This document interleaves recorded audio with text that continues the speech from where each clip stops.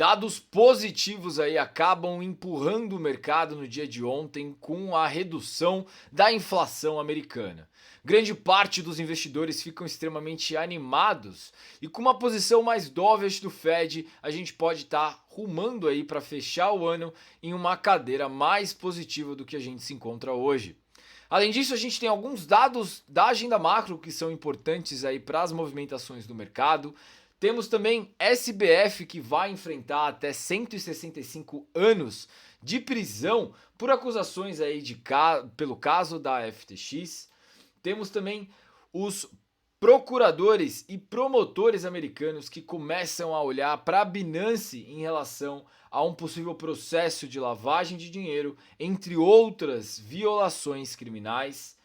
Saques diários da Binance ontem chegaram a bater 500 milhões de dólares e fazem com que a comunidade comece a se preocupar com o futuro do desenvolvimento e do ecossistema de criptomoedas. E por fim, a gente tem aí a Crypto.com, que divulga provas de reserva, mas a mídia foca nos fracassos do seu fundador. Tudo isso aí logo depois da nossa vinheta. Vamos para ela.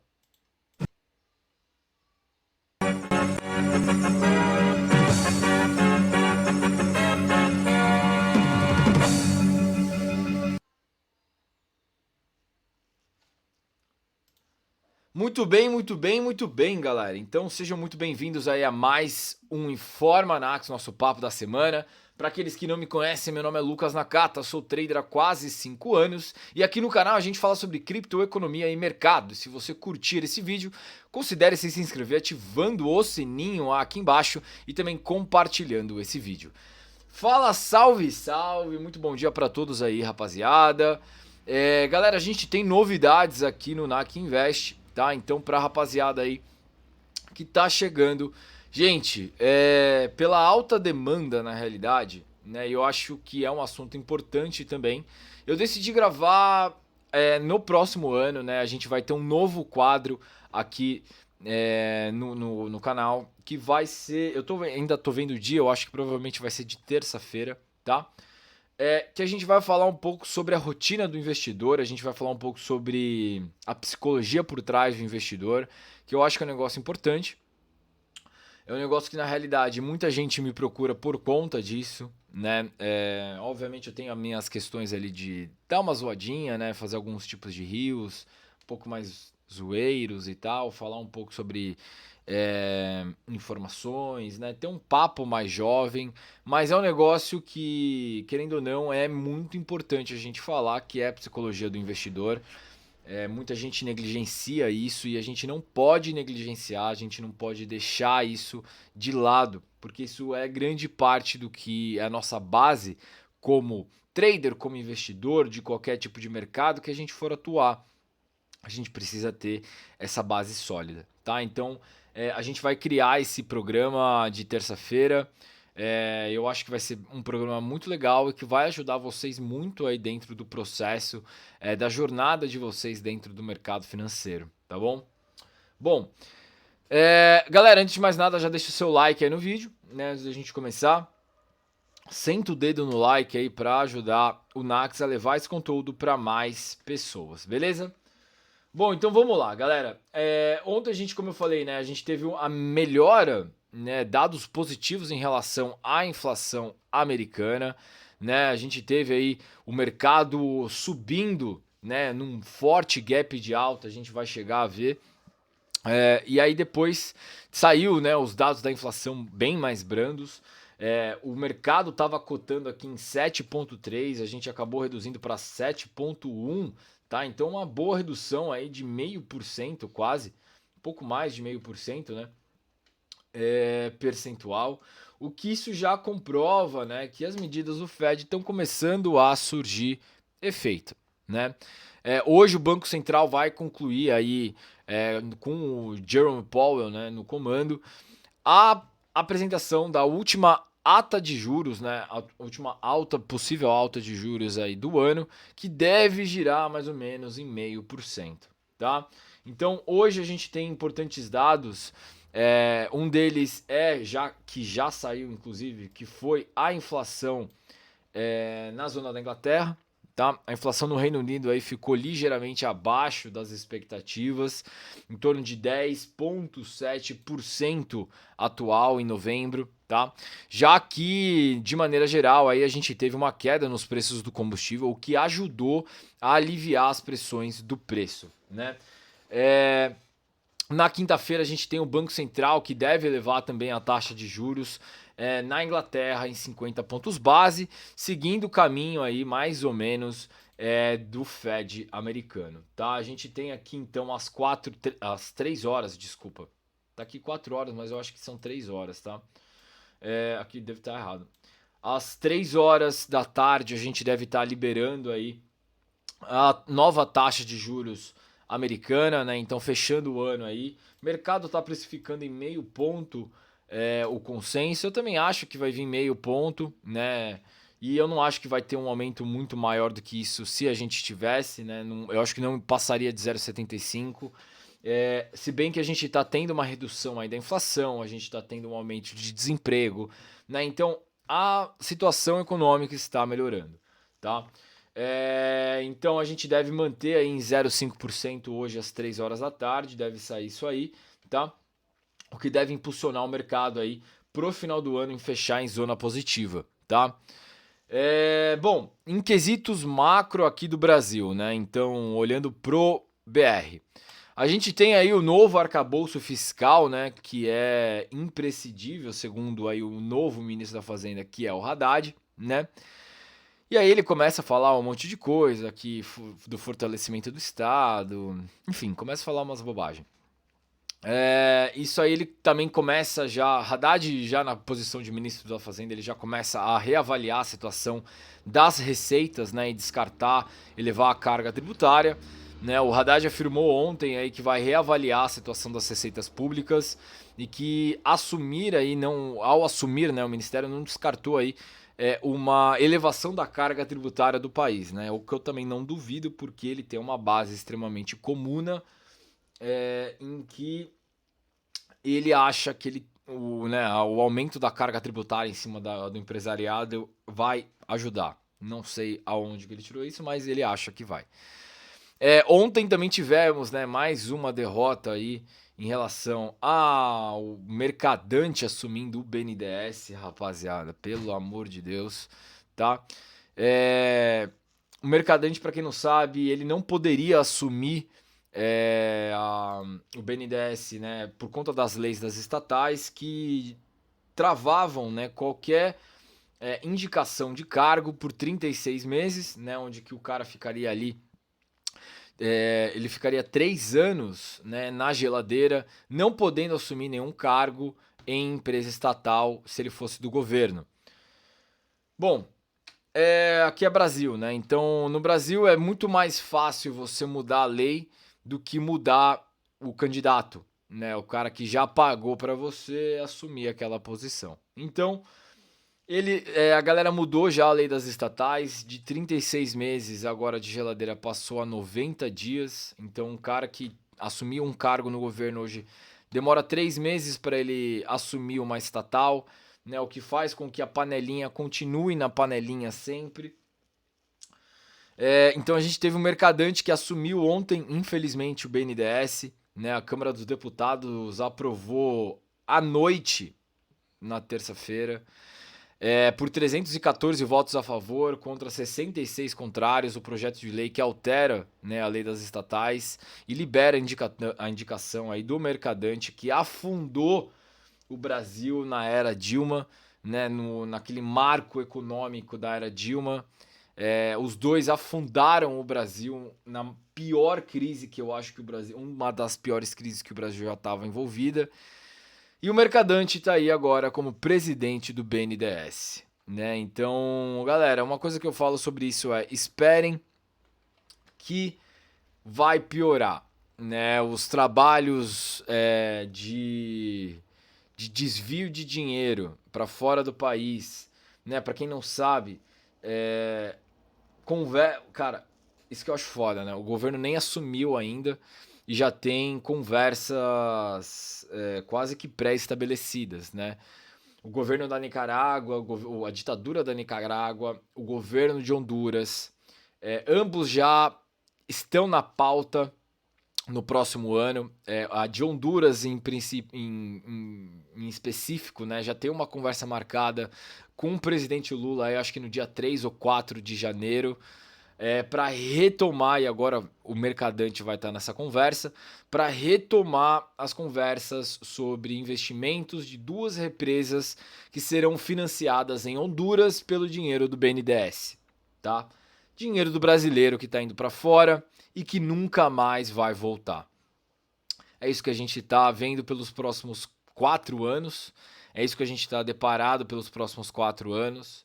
Então, somente cripto salva, Bitcoin está barato. Tá bom? Bitcoin tá barato. Bitcoin tá barato. Bom, galera, então vamos lá, vamos começar as notícias aqui de cripto. Galera, a gente tem aqui, como eu falei, o SBF, né, o Sam Bankman, né, que pode enfrentar 165 anos de prisão por acusações aí no caso da FTX, né?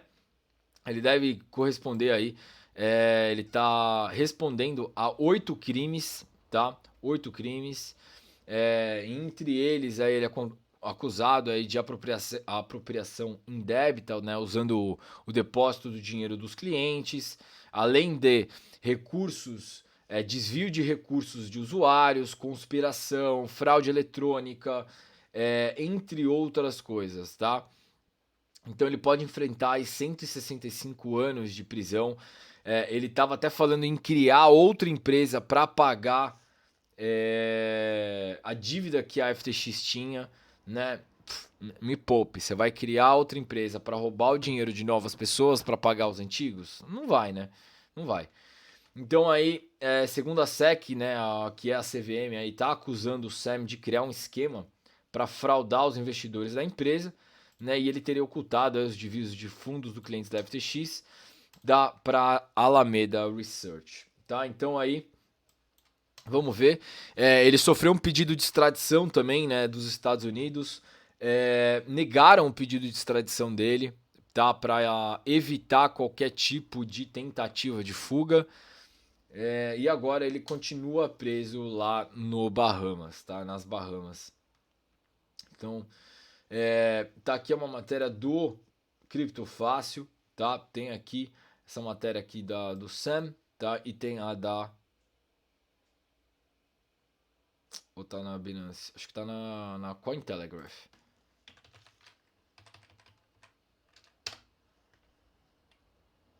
Acho que tá na Cointelegraph. Aqui, ó. Que a Justiça de Bahamas negou a fiança da SBF, né? E ele vai seguir preso. Tem o pedido de extradição dele também. Precisava ver até como ficou esse pedido de extradição. A fiança foi delimitada em $250 mil, tá? Exatamente, desculpa. Falei errado, não foi o pedido de extradição que foi negado. Foi o pedido de fiança que foi negado, tá? Peço desculpas. Para que ele não ocorra, não fuja do país da Bahamas, tá? Eu acho que, inclusive, o pedido de extradição para os Estados Unidos deve acabar acontecendo, tá? Deve acabar acontecendo. Notificação formal, papapá. Eu acho que o pedido de extradição deve acontecer em breve, inclusive, tá? Bom, em relação à Binance, galera, a gente tem aí, né, eu falei para vocês aí que os promotores, né, no Informa Anax, foi comentado também, que a galera tava olhando já para a Binance, né, a gente teve na segunda on-chain que eu comentei aí, que o CEO da Kraken comentou sobre o Proof of Reserve da Binance, em que ele não colocava os passivos, coisa que a gente já tinha comentado aqui também no Informa Anax e no Crypto Sunday e na segunda on-chain. E agora, né, segundo a Reuters, o que eu falei ontem também, nessa notícia, os procuradores aqui, promotores dos Estados Unidos estão querendo, processar a Binance por possível lavagem de dinheiro, tá? E aí, como é que vai repercutir esse caso, tá? Bom, tem muita coisa em volta disso, tem muito FUD em relação a isso, né? Um dos FUDs, um dos medos em relação ao mercado é o que está acontecendo, que é os saques diários da Binance, aí, que ontem chegaram aí quase a meio bilhão, né? Meio bilhão de dólar foi saque diário, né? 500 milhões de dólares americanos aí foram sacados, tá? Bom, galera, teve uma retirada em massa da Binance, tá? Em relação a isso. O FUD tá completamente, cara, espalhado no mercado, com a possibilidade da gente ver aí a Binance entrando em território negativo, tá? Esse é o principal, eu acho, contágio de desastre pós-FTX, né? A gente está vendo a Binance ingressar nesse FUD e o mercado está entrando em medo, tá? O medo do mercado da Binance falir tá grande, tá? Está grande. Teve algumas retiradas importantes e eu acho que estratégicas nesse ponto, que uma delas foi a da Tron aqui do Justin Sun, né, que teve retiradas em token em massa ontem para causar o FUD, né? Esse cara, ele é um safado, para quem não sabe, ele é um safado scammer, então tudo que envolva a Tron, o SDD, não mexe a mão, cara. Isso aí vai feder, tá? Vai por mim. Tô nesse mercado já faz um tempo, tá? Tron, bem como o SDD, que é a stablecoin algorítmica deles, que é uma mentira, porque não é algorítmica, a gente já chegou a ver aqui no canal também. Tron também é outra plataforma, outra coin que teve desenvolvimento, morreu, voltou. E o Justin Sun utiliza muito mais como uma extração de dinheiro do que como um desenvolvimento em projeto específico, tá? Então, tomaria cuidado, muito cuidado sobre Tron, sobre o que o Justin Sun faz, tá? Tudo que ele toca eu fico meio cauteloso, tá? Então, o FUD tá rodando, tá? Teve gente com problema ontem em saque, tinha muita gente que não conseguia sacar. Agora eles bloquearam o SDC para saque, né? O que está aumentando ainda mais o medo no mercado, tá? O medo no mercado. Bom, como é que eu estou interpretando isso? Bom, se você tem Binance, se você tem BNB, se você tem BUSD, isso pode impactar de algum modo as suas contas? Pode, né? Pode e vai impactar se caso, né, a gente tenha uma situação real por trás. Se a gente tiver algum medo mais forte, né, um pânico mais forte e a gente eventualmente tem um andar negativo em relação ao saldo da Binance, com certeza novamente os saques serão travados, tá? O que eu acho sobre isso? Olha, BNB e BUSD podem ser afetados? Podem, tá? O BUSD ele pode perder eventualmente o PEG? Pode, tá? Eu acho que numa situação mais extrema, o BUSD pode eventualmente perder o PEG em uma situação extrema, tá? BNB tem pra caceta, né? Eles emitem BNB pra caramba. Então, os caras têm a máquina do dinheiro ali, seja ele inflacionar o token ou não, mas eles têm o dinheiro ali, a liquidez do BNB momentânea, por assim dizer, né? Eu não acho que hoje a Binance vá realmente implodir. Eu não acho, tá?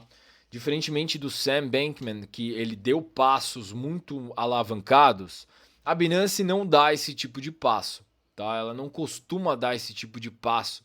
Tanto que a Binance, ela não comprou, acho que ela comprou o quê? Uma, duas empresas aí, né? Ela não comprou, na realidade, grande parte do mercado como a FTX comprou. E a gente tem aí, eu acho, né, muito mais dinheiro em caixa na Binance do que na FTX, né? Ontem a gente teve uma saída de 5 bilhões de saque, mais de 5 bilhões de saque, inclusive. E a gente teve uma entrada de 6 bi, né? A Tether enviou 6 bilhões aí para dentro da Binance. Então, liquidez a gente tem, né? FTX chegasse nesse patamar, a FTX já tinha quebrado fazia muito tempo, né? Binance ainda não. Então, eu acho que ainda tem muito FUD no meio, tem muito medo envolvido no meio. Por via das dúvidas, eu tiraria o dinheiro da Binance, só por via das dúvidas, né? Mandaria aí para minha carteira. E eu também não ficaria focando em. Ah, tô com um processo de DeFi ali dentro da Binance. Cara, toma cuidado. Se você está fazendo algum DeFi dentro da Binance, eu sacaria, tá? Se eu pudesse. Apenas para resolver esse momento que a gente tá. Ter uma segurança extra. É sempre bom, né? Sempre bom. Tá bom? Bom, galera, além disso, a gente tem aqui a Crypto.com, né? Que divulgou provas de reserva, mas a mídia foca aí nos fracassos do seu fundador. Né? E o CEO da corretora afirma aí que não tem nada a esconder e que orgulha das cicatrizes de batalha. Né? Então, segundo aí a tendência da indústria, né? A Crypto.com aí também, né, teria provas de reserva, que foi auditado pela Mars, a mesma pela Binance, e é o mesmo motivo pelo qual eles estão sendo processados agora, e soldou todo esse problema, a mesma coisa, tá? Bom, a auditoria aí também não animou a galera, né? Porque se a auditoria da Binance não tinha passivo, se a auditoria do Binance não tinha prova criptográfica que eles detinham aquelas criptos, né? Obviamente são as mesmas falhas em que a Crypto.com tá passando, tá? Vão ser as mesmas falhas. E aí ele vem falar que não se preocupa e que, né, o ano de 2024 que ele tinha uma empresa, né, que era antiga, que ele chamava Starline, né, chegou a ter 400 funcionários, 81 milhões de renda, né, e aí a crise de 2008 acabou lavando aí a galera e a empresa acabou falindo no ano seguinte. E aí eles trouxeram esse histórico da Starline e falaria que a próxima empresa que iria falir, né, do CEO seria a Crypto.com. Bom, o negócio galera, a gente tem isso aqui que eu acho que é importante, tá? A gente comentar. Eu já falei sobre a Crypto.com aqui inúmeras vezes. Já falei que a Crypto.com, eu não gosto de empresas, né? Então, até explicando por quê. Por que eu não gosto de empresas que fazem muito marketing? Porque se ela tá fazendo muito marketing é porque ela tá não só procurando mais fatia de mercado, mas ela tá gastando muito dinheiro. A gente vê isso em empresas como a FTX que quebrou, a gente vê empresas como essa, que agora é a Crypto.com, né, que tá, cara, patrocinando geral, né, tá patrocinando geral. Galera, olha isso, tá? Então a gente tem de marketing na empresa a Crypto.com, que investiu meio bi na UEFA, 150 milhões na Fórmula 1, 175 milhões no UFC. Depois tem o Staples Center por 700 milhões. Tá? E depois torrou mais 100 milhões na propaganda aí com o Matt Damon, que é a garota propaganda deles. E agora também eles estão patrocinando a Copa do Mundo. Ou seja, gasto, mais gasto, mais gasto, mais gasto, mais gasto. Né? Galera, são gastos e gastos e gastos. A gente tem aqui pelo menos, tá? Pelo menos. Então, 500, 800, tem 820 aqui, né? 900, a gente tem 1,6 bi. A gente tem 1,6 bilhões de dólares torrados em apenas propaganda. Em apenas propaganda. Isso aqui não cheira estranho para vocês? O fator de uma corretora não é ficar fazendo propaganda. É fazer com que as pessoas que operem, que usam os seus serviços, operem cada vez mais. e não ficar gastando dinheiro em propaganda, porque isso para mim significa alavancagem. Isso para mim significa pegar dinheiro de dentro da empresa e gastar com bobagem. São 1,6 bilhões de dólares. Isso dá, mais ou menos em real, 6, 7, vai dar 5,5, meio bi, são mais 2, então vai dar 7,5 bi mais ou menos de real, gasto só com propaganda. Então tomem cuidado. Empresas que fazem muita propaganda costumam se alavancar em demasiado e acabam não tendo dinheiro para sustentar, né, o peso do empreendimento deles. Então tomem cuidado, tá? Tomem cuidado. Desde o começo eu falei que Crypto.com era estranho porque tem um garoto propaganda da Matt Damon. Isso porque eu nem sabia na época o quanto que eles tinham pago. Eles pagaram 100 milhões pro Matt Damon. Tá? Então tome cuidado em relação a isso. Bom, vamos pro gráfico, né? A gente tem aqui, como eu falei aqui, movimentação positiva no dia de ontem com a inflação, né? A gente teve aí hoje o dado das 3 horas da tarde que sai, que é o dado da taxa de juros, tá? Então, mesma ideia, né? A gente teve aqui o reteste da região, né, que estava marcado no dia de ontem. Vai acabar fechando nessa região entre 4,100 e 3,90, tá? Bom, pro Ibov, cara, não é novidade, né? A gente teve o Mercadante entrando ontem, então provavelmente, cara, bolsa não vai ficar legal. Eu ainda espero talvez um reteste aqui no 108, eu acho que ele pode vir, tá? Eu acho que ele pode vir sim, esse reteste, até a gente começar a caminhar para patamares negativos, tá? Negativos. Então a gente deve estar vindo aqui para cá depois. Eu acho que essa deve ser a movimentação do Ibovespa aí pelos próximos anos, tá?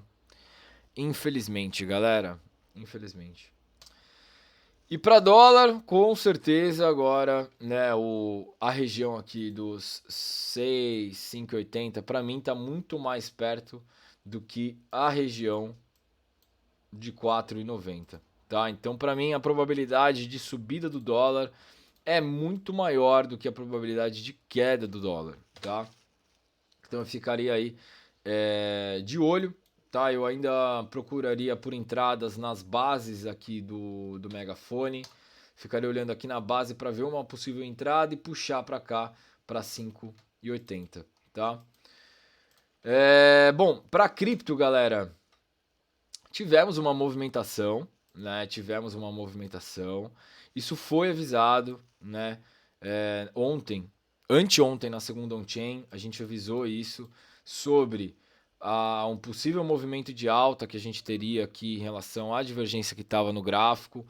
E a gente iria retestar aqui a média de 80, tá? Então a média aqui vermelha e também possivelmente a região em verde, tá? Isso já estava delimitado aqui na live. Podem voltar aí, podem conferir, tá?